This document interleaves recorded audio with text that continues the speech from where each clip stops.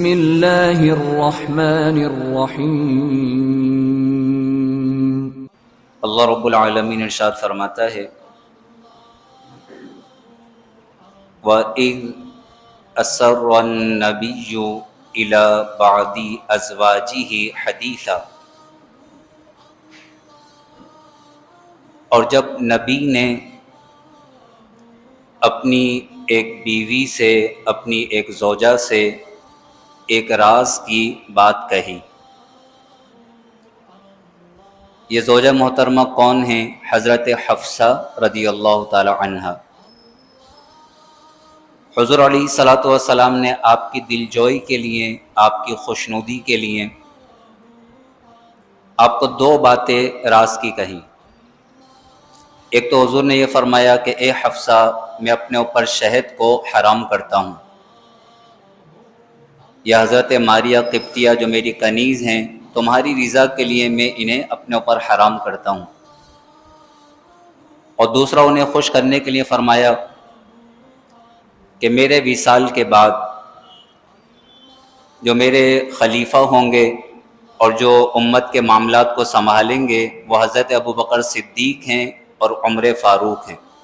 یہ دو راز کی باتیں حضور نے فرمائیں، لیکن ساتھ ہی یہ فرمایا کہ یہ راز ہیں، یہ کسی کو بھی بتانا مت۔ وَإِذْ أَسَرَّ النَّبِيُّ إِلَى بَعْضِ أَزْوَاجِهِ حَدِيثًا، حدیث کے معنی بات، اسر معنی سر، راز، اسر حدیثا ایک راز کی بات، بعد ازواجہ بعض سے مراد ایک زوجہ اور وہ ہیں حضرت حفصہ۔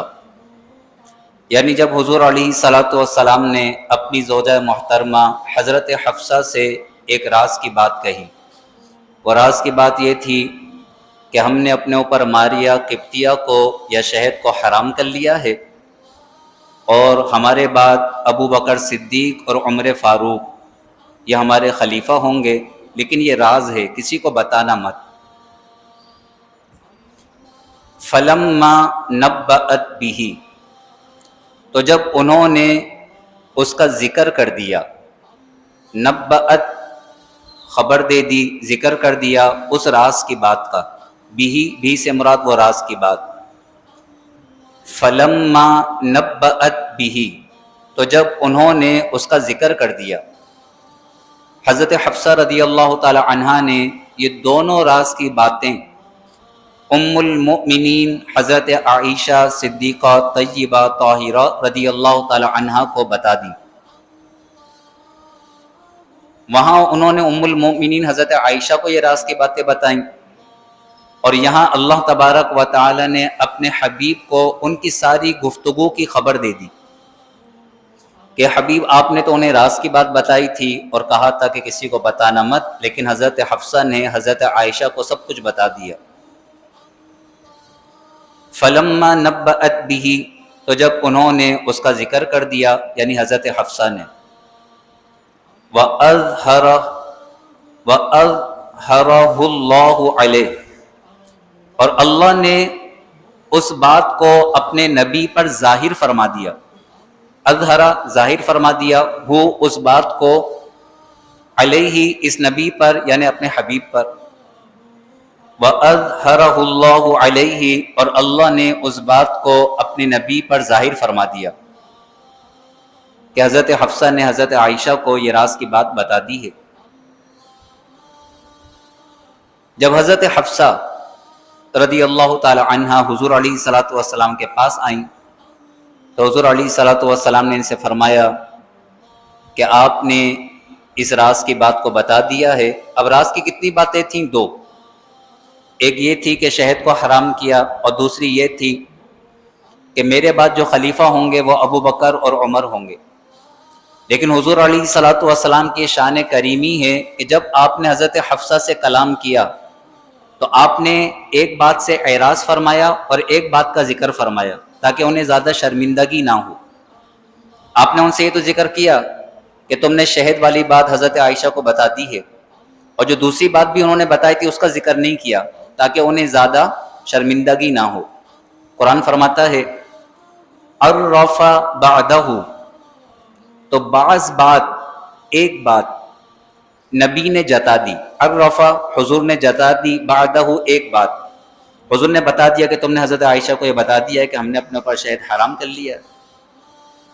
وَأَعْرَضَ عَنْ بَعْدٍ، اور ایک بات سے اعراض کیا، یعنی دوسری بات کا ذکر نہیں کیا. یہ حضور کی شان کریمی ہے. اور اس میں ہمارے لیے بھی درس ہے کہ انسان کبھی بھی سامنے والے کی ہر بات کو پکڑے نہیں، خاص طور پر بچوں کی باتوں کو. بعض اوقات انسان کو چاہیے کہ چشم پوشی کرے، جانتے بوجھتے بھی وہ سامنے والے کی غلطی کا ذکر نہ کرے. اگر اس غلطی کا ذکر ضروری نہ ہو تو اس سے گھر کا ماحول اچھا بن جاتا ہے. اگر انسان اس طاق میں رہے کہ میری بیوی نے کیا غلطی کی ہے بس مجھے معلوم چل جائے تو پھر میں اسے ذلیل کروں، تو آخر گھر ٹوٹ جاتا ہے.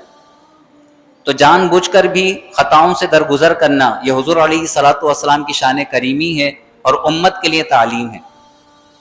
عرف بعدہ وأعرض عن بعد، حضور علیہ السلام نے ایک بات جتا دی اور ایک بات سے اعراض فرمایا، چشم پوشی فرمائی. فلما نبأ بہ، تو جب انہوں نے اسے اس بات کی خبر دی، یعنی جب حضور علیہ السلام نے حضرت حفصہ کو اس بات کی خبر دی. فلما نبأ بی، نبأ حضور نے خبر دی، ہا سے مراد ہے حضرت حفصہ، ضمیر ہے یہ، ہا سے مراد حفصہ بھی اس بات کی. فلما نبأ ہا بی، تو جب حضور نے حضرت حفصہ کو اس بات کی خبر دی کہ تم نے تو یہ بات بتا دی، راز کو راز نہیں رکھا. قالت، وہ عرض کرنے لگی، من انبأک ھذا، آپ کو یہ بات کس نے بتائی کہ میں نے حضرت عائشہ سے یہ راز کی بات کہہ دی ہے. من انبأک ھذا، آپ کو یہ بات کس نے بتائی. قال، حضور علیہ السلام نے فرمایا، نبأنی العلیم الخبیر، مجھے بہت علم والے، ہر بات سے باخبر رب نے یہ بات بتائی ہے. یعنی حضور علیہ الصلوۃ والسلام کی ذات اس قدر عظیم ذات ہے کہ آپ کے گھر کے جو معاملات ہیں وہ معاملات بھی اللہ رب العالمین طے فرماتا ہے. ہمارے معاملات خراب ہوں گے، ہم کسی بڑے کے پاس جائیں گے کہ آپ ہمارے معاملات کو دیکھیں، لیکن حضور علیہ الصلوۃ والسلام کی ذات وہ ذات ہے، اللہ کے حبیب ہیں کہ آپ کے گھر کے معاملات کو اللہ تبارک و تعالی طے فرما رہا ہے. فرمایا، حضرت حفصہ نے کہا، من انبأک ھذا، یہ بات آپ کو کس نے بتائی. قال، حضور نے فرمایا، نبأنی العلیم الخبیر، مجھے علیم خبیر، بہت علم والے، ہر بات سے باخبر نے یہ بات بتائی ہے، اللہ نے مجھے بتایا ہے. پھر اللہ فرماتا ہے حضرت عائشہ اور حضرت حفصہ سے، چونکہ انہوں نے ایک ایسی بات کو پسند کیا جو حضور پر گراں تھی. حضور کو تو شہد پسند تھا، اور حضرت ماریہ قبطیہ وہ آپ کی کنیز تھیں، خادمہ تھیں، ان کو اپنے اوپر حرام کر لینا صرف حضرت حفصہ کے لیے. تو حضور علیہ السلام پر یہ گرا تھا، لیکن ان کی دل جوئی کے لیے آپ نے یہ کیا تھا. اللہ نے اب ڈائریکٹ حضرت عائشہ صدیقہ طیبہ طاہرہ رضی اللہ تعالی عنہا اور حضرت حفصہ رضی اللہ تعالی عنہا ان کو خطاب فرمایا اور فرمایا، ان تتوبا الی اللہ، اگر تم دونوں اللہ کی بارگاہ میں توبہ کرو. کس بات سے توبہ؟ کہ تم نے اپنی پسند کو ہمارے حبیب کی پسند پر فوقیت دی ہے، اس بات سے توبہ کرو. نبی کی پسند پر اپنی پسند کو فوقیت مت دو. ان تتوبا الی اللہ، اگر تم دونوں اللہ کی بارگاہ میں توبہ کرو تو یہ لازم ہے توبہ کرنا. فقد صغت قلوبکما، بے شک تم دونوں کے دل راہ سے تھوڑا ہٹ گئے ہیں. صغت ہٹ جانا، قلوبکما تم دونوں کے دل راہ سے ہٹ گئے. مطلب کیا ہے؟ یعنی تمہیں تو یہ چاہیے تھا کہ ہمارے حبیب کی پسند پر اپنی پسند کو قربان کر دیتی، لیکن تم دونوں نے یہ چاہا کہ حضور علیہ الصلوۃ والسلام تمہاری پسند کا خیال کریں، تمہاری رضا کا خیال کریں، تو یہ دل تمہارے تھوڑے راہ سے ہٹ گئے ہیں. توبہ کرو، کبھی بھی ایسا مت کرو. ہمارے نبی کی خیال کا، دل جوئی کا، آپ کی رضا کا خیال رکھو. وَإِن تَظَاهَرَا عَلَيْهِ، اور اگر تم دونوں اس نبی پر ایک دوسرے کی مدد کرو گی، یعنی ایسا طریقہ اختیار کرو گی کہ جس کی وجہ سے ہمارے نبی پر کوئی بات شاذ گزرے. اگر تم دونوں، وَإِن تَظَاهَرَا، اگر تم دونوں ایک دوسرے کی مدد کرو گے، علیہ اس نبی پر، تو سن لو فَإِنَّ اللَّهَ هُوَ مَوْلَاهُ تو بے شک اللہ ان کا مددگار ہے۔ اگر تم ہمارے نبی کے خلاف کوئی ایسا طریقہ اختیار کرو گی کہ جو ہمارے نبی پر گرا ہو، ہمارے نبی کو ناپسند ہو، تو پھر اس بات کو یاد رکھو کہ ہم اپنے نبی کے مددگار ہیں۔ فَإِنَّ اللَّهَ هُوَ مَوْلَاهُ تو بے شک اللہ ان کا مددگار ہے۔ وَجِبْرِيلُ اور جبریل مددگار ہیں۔ وَصَالِحُ الْمُؤْمِنِينَ اور نیک مومنین مددگار ہیں۔ اللہ اپنے حبیب کی مدد فرماتا ہے، اور اللہ تبارک و تعالی جبریل امین اور نیک مومنین کے ذریعے بھی اپنے نبی کی مدد فرماتا ہے۔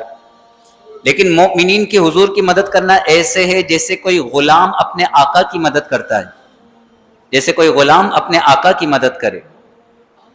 والملائکۃ اور فرشتے بعد ذالک ظہیر اس کے بعد مددگار ہیں۔ ظہیر کے معنی ہوتے ہیں پشت پناہ، ظاہرون کے معنی ہوتے ہیں پیٹ، ظہیر پشت پناہی کرنے والے یعنی مدد کرنے والے۔ والملائکۃ بعد ذالک ظہیر اور فرشتے اس کے بعد مددگار ہیں۔ عسیٰ ربہ قریب ہے کہ ان کا رب، حضور علیہ السلام کا رب، ان طلقکن اگر وہ تمہیں طلاق دے دیں۔ یہ اللہ تبارک و تعالی نے ازواج مطہرات کو ڈرایا کہ ہمارے حبیب کی دلجوئی اور رضا کو ہمیشہ مقدم رکھو، کیونکہ اگر ایسا ہوا کہ ہمارے حبیب نے تمہیں چھوڑ دیا، عسیٰ ربہ تو قریب ہے کہ ان کا رب، ان یبدلہ ازواجا خیرا منکن کہ انہیں تم سے بہتر ازواج عطا فرما دے، تم سے بہتر بیویاں بدلے میں دے دے۔ اللہ نے ڈرایا ازواج مطہرات کو۔ اللہ کا کلام ہے، اللہ کی بندیاں ہیں، اللہ جس طرح چاہے کلام فرمائے۔ ہم پر کیا لازم ہے؟ ہماری مائیں ہیں، حضور علیہ السلام کے ازواج ہیں، ہم ادب کے ساتھ تعظیم کے ساتھ ان کا ذکر کریں گے۔ اللہ رب العالمین نے انہیں ڈرایا کہ اے ازواج مطہرات ہمارے نبی کی رضا کا خیال رکھو۔ عسیٰ ربہ قریب ہے کہ ان کا رب، ان طلقکن اگر وہ تمہیں طلاق دے دیں، ان یبدلہ تو انہیں بدلے میں دے دے، ازواجن ایسی بیویاں، خیرا منکن جو تم سے زیادہ بہتر ہوں، مسلماتن فرما بردار، مؤمناتن ایمان والیاں، قانتاتن ادب والیاں، تائباتن توبہ والیاں، توبہ کرنے والیاں، عابداتن عبادت گزار، سائحاتن روزے دار، سیباتن بیاہیاں۔ سیبہ جن کا نکاح ہو چکا ہو پھر طلاق ہو چکی ہو، یا جن کے شوہر انتقال کر گئے ہوں، سیبہ۔ سیباتن بیاہیاں، وابکارا اور کنواریاں۔ جب یہ آیات نازل ہوئیں ازواج مطہرات ڈر گئیں، اور پھر انہوں نے سب سے بڑھ کر حضور علیہ الصلوۃ والسلام کی رضا کو تمام چیزوں پر مقدم جانا۔ حضور علیہ الصلوۃ والسلام کی اس طرح خدمت کی کہ کوئی زوجہ اپنے خاوند کی اس طرح خدمت نہیں کر سکتی۔ سب سے بڑھ کر پھر انہوں نے حضور علیہ الصلوۃ والسلام کو جانا، آپ کی رضا کو مقدم رکھا، تو حضور علیہ الصلوۃ والسلام نے پھر انہیں اپنے سے جدا نہیں کیا، بلکہ ان کے فضائل و کمالات اللہ نے بھی بیان فرمائے، خود حضور علیہ الصلوۃ والسلام نے بھی ان کی شان و عظمت کو بیان فرمایا۔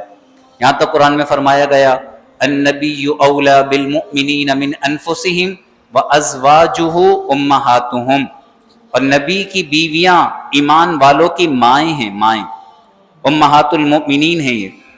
اور ان کے بارے میں فرمایا گیا کہ جہاں کی ایک عورت ایک نیکی کرے گی اسے جو ثواب دیا جائے گا، امہات المؤمنین کو اس سے ڈبل ثواب دیا جائے گا، کیونکہ حضور علیہ الصلوۃ والسلام کی خدمت میں۔ اور ان کے بارے میں فرمایا گیا یا نساء النبی لستن کاحد من النساء، اے نبی کی ازواج تم جہاں کی عورتوں میں سے کسی کی مثل نہیں ہو، یعنی کوئی بھی عورت مقام و مرتبے میں تمہاری مثل نہیں ہو سکتی۔ ازواج مطہرات کا یہ مقام و مرتبہ ہے۔ اللہ تبارک و تعالی ان آیات کے نور سے ہمارے سینوں کو روشن و منور فرمائے، ہمیں اپنے پیارے حبیب ازواج مطہرات کا ادب نصیب فرمائے۔